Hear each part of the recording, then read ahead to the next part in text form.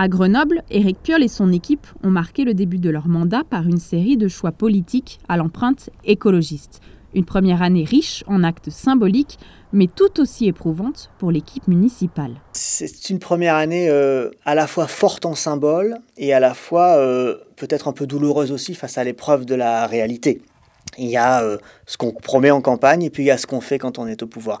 Et le mieux placé pour en parler, c'est encore Raymond Avrier. Il y a quand même un travers écolo, un travers des réseaux citoyens, un travers des personnes issues du parti de gauche que l'élection, ça se gagne.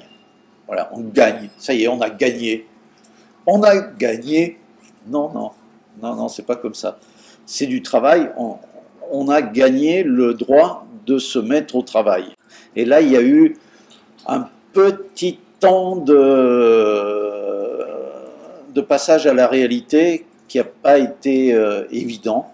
On a vu une équipe qui avait du mal à se mettre en place, qui avait du mal à communiquer aussi. Et c'est normal, encore une fois, l'équipe, elle est neuve, elle est novice, il y a énormément de personnes qui sont inexpérimentées, qui récupèrent les clés d'une ville importante, d'une grande ville. Une équipe affublée de qualificatifs peu valorisants, débutant, inexpérimenté, amateur, quoique pour le maire, c'est plutôt flatteur. On est amateur, effectivement, à double titre, hein, parce que la politique n'est pas un métier et parce qu'on aime ça.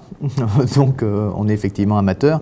On peut très bien être amateur et avoir beaucoup de conviction et faire les choses. Ça ne me pose aucun problème. Moi, ce qui me trouble, c'est que dans la campagne, on n'a pas dit qui on était, on n'a pas dit ce qu'on voulait faire exactement. Donc on a trompé. Rassemblement citoyen de la gauche et des écologistes, une équipe plurielle qui doit aussi composer avec ses différences. Je ne vais pas vous raconter que tous les jours c'est très facile. Non, ce n'est pas tous les jours très facile parce que la pluralité, ça se construit au quotidien. Il y a plein de sujets sur lesquels on s'engueule, hein. Mais il n'y a pas de ligne, on ne peut pas découper en disant tiens, ceux-là ils vont penser comme ça, ceux-là ils vont penser comme ça. Il y a quand même une couleur politique qui s'affiche et il n'y a pas si longtemps que ça, il y a un élu qui n'est pas Europe Écologie m'a confié qu'il voyait un peu trop de marques EELV dans les décisions prises ces derniers temps. Mais ce n'est pas une équipe composée d'écologistes, etc., citoyens, c'est une équipe d'extrême gauche qui a un habillage, parce qu'il y a des faux réseaux citoyens, ça n'existe pas. En juillet 2014, Éric Piolle doit faire face à une crise qui touche à son image, l'affaire Race Partner. En 2001, le maire de Grenoble a contribué à la création de cette société qui fait de l'optimisation financière, dont les principaux clients sont des banques. La société grenobloise a depuis installé son siège social à Singapour, un paradis fiscal. Sa défense, moi, je l'ai trouvée assez maladroite parce qu'il a traité ça d'un revers de manche avec quelque part un profond mépris pour ceux qui osaient l'interpeller là-dessus. Pourquoi un maire qui a laissé flotter le jour de son premier conseil municipal le drapeau du Tché dans le hall de la mairie avait 0,5% dans une société impliquée dans la finance? Et finalement, cette réponse, personne ne l'a jamais eue. Là encore, Éric Piolle, ça a été circulé, il n'y a rien à voir, avec 2-3 petites formules pour amuser la galerie. Il prend ses responsabilités. Peut-être que tout cela est légal, mais que, encore une fois, à l'aune de son propre discours, ce n'est pas très moral. C'est très clair qu'Éric Piolle aurait dû larguer ses actions plus rapidement. C'est normal, c'est une société que j'ai participé à créer, c'était il y a en 2001, donc il y a maintenant 14 ans, mais ça fait partie de mon histoire. J'ai également des actions des 2 entreprises derrière dans lesquelles j'ai travaillé comme salarié et comme cadre dirigeant. Encore une fois, j'ai 0,3% du capital, et je n'y fais plus. J'ai suivi, je l'ai accompagné pendant les 2 premières années en m'investissant un peu autour des projets. Depuis, c'est la société qui est en charge de sa propre communication et je ne vais pas rentrer dans sa communication. La seconde crise arrive en octobre 2014. Le maire et son équipe sont confrontés pour la première fois à une très haute tension avec les salariés de GEG. Ils plongent le conseil municipal dans le noir.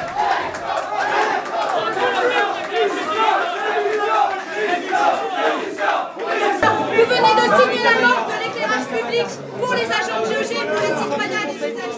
Les salariés de GEJ ont perdu le marché de l'éclairage public au profit d'une entreprise privée. Ils ne comprennent pas la position de leur actionnaire principal, la ville de Grenoble. Un sentiment d'abandon, alors que l'équipe municipale prône haut et fort les valeurs du service public. Ils se sont mis dans une situation incroyable. Et lorsqu'au mois d'octobre, les salariés interpellent les élus, leur disent « Mais attendez, vous attaquez le service public, vous faites du mal à l'emploi local, pas vous, pas ça ». Moi, je regarde les élus de la majorité, je peux vous dire que eux, ils ne me regardent pas. Ils regardent le bout de leurs chaussures, parce qu'ils sont mal à l'aise. Et il n'y avait pas véritablement de possibilité d'arrêter quelque chose qui avait été enclenché déjà depuis 1 an. Parce que ce n'est pas nous qui avons lancé le marché, c'est le précédent président de GEG qui s'appelle Jérôme Saffard. Donc en réalité, c'est lui qui a préparé ce marché-là. Comment se fait-il que personne n'ait dit avant à Jérôme Saffard, on pourrait faire autrement? Toujours la même façon d'expliquer les choses. Finalement, les méchants, c'est pas nous, c'est les autres, et comme les autres sont méchants, voilà ce qui se passe, et nous, on subit la situation. La seule erreur qu'ils ont commise, c'est de ne pas prendre le dossier au sérieux dès le début, dès avril, et puis surtout de savoir ce qui s'était passé avant, parce qu'il y en a un certain nombre qui connaissaient, mais qui n'ont pas été entendus, qui savaient que ce dossier était foireux du début jusqu'à la fin. Les syndicats, quand je les ai rencontrés juste après l'élection, ils m'ont pas parlé de ça du tout. Hein. Ils m'ont parlé du plan de performance, enfin le plan de performance si on peut appeler ça comme ça, mais bon voilà. Donc ils avaient des soucis, mais dans les soucis qu'ils ont amenés sur la table, ça faisait pas partie de leurs soucis. Et même si la municipalité n'a pas tous les pouvoirs en la matière, la réalité à Grenoble, c'est aussi des commerces qui ferment, des marginaux qui occupent le pavé et un bidonville qui grossit à vue d'œil. Cette municipalité a annoncé dès le deuxième conseil municipal que l'hébergement des étrangers en situation irrégulière était inconditionnel à Grenoble. Elle a lancé un appel d'air qui produit les bidonvilles avenue Esmonin, les bidonvilles de l'île Verte, etc., c'est-à-dire des pauvres misérables qui ont entendu le message et qui attendent qu'on les héberge.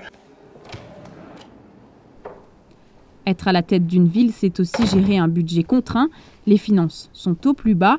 Conséquence, les ambitions sont revues à la baisse.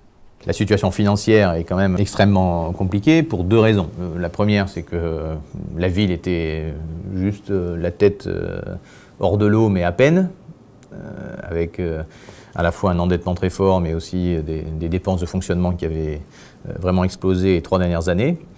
Et puis, l'autre chose, c'est la baisse des dotations annoncée juste 2 semaines après notre élection par Manuel Valls. C'est vrai qu'il y a des marges de manœuvre qui sont assez difficiles.